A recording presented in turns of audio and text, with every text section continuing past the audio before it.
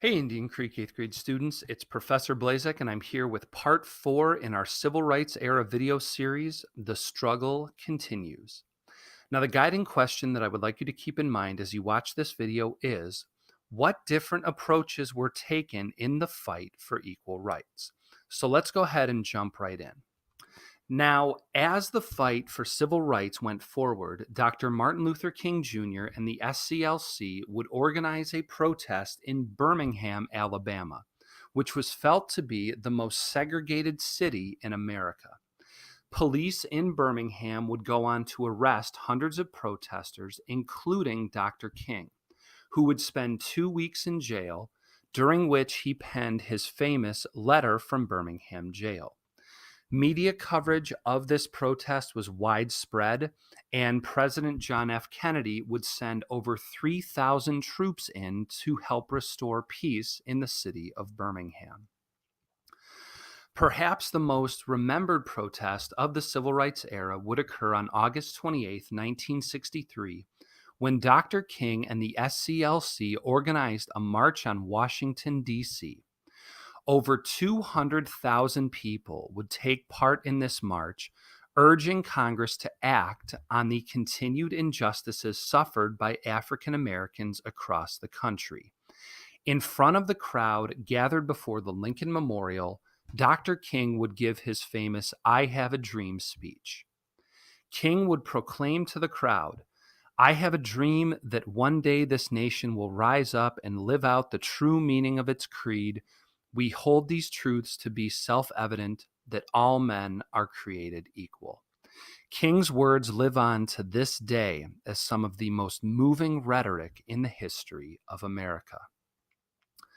Now, after the Civil Rights Act of 1964 was passed, there were still many African Americans who struggled to vote due to poll taxes, literacy tests, and other discriminatory laws designed to keep non-whites from voting.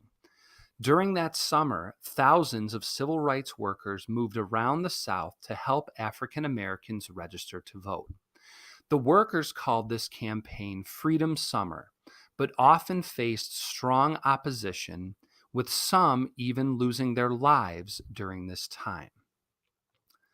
Now, the following March, many African Americans were still denied voting rights, so a number of civil rights leaders, including Dr. Martin Luther King Jr., organized 3 marches from Selma, Alabama to the state capital of Montgomery, covering a total distance of 54 miles.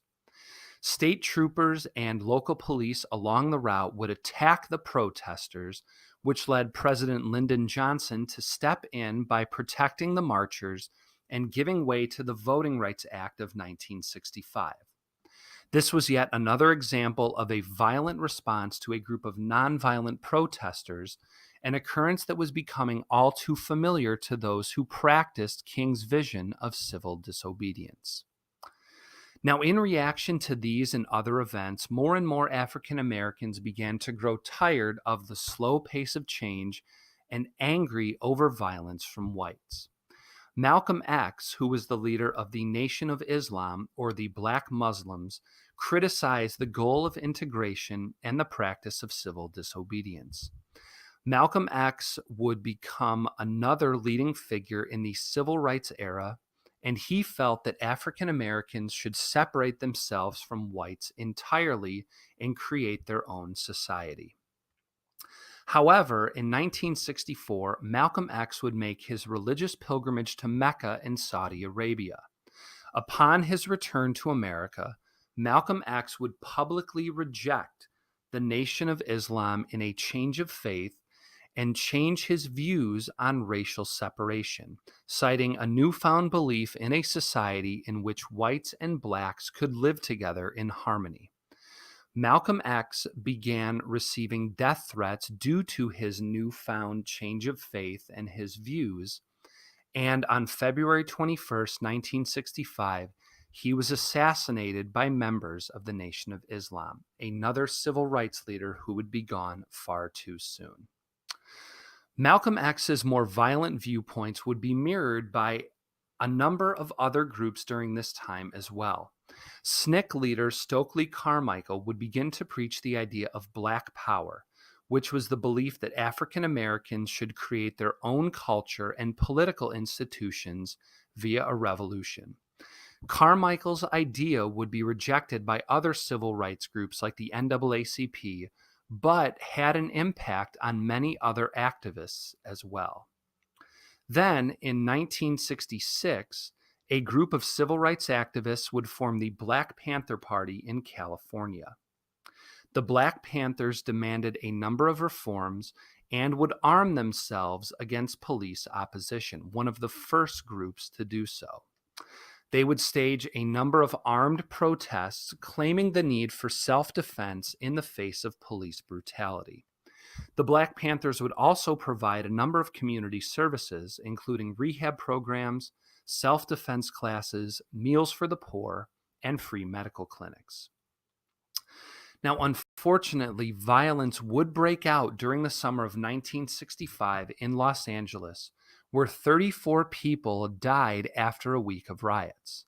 Riots would follow in over 40 northern cities in the next 2 years, including Chicago, Detroit, and San Francisco.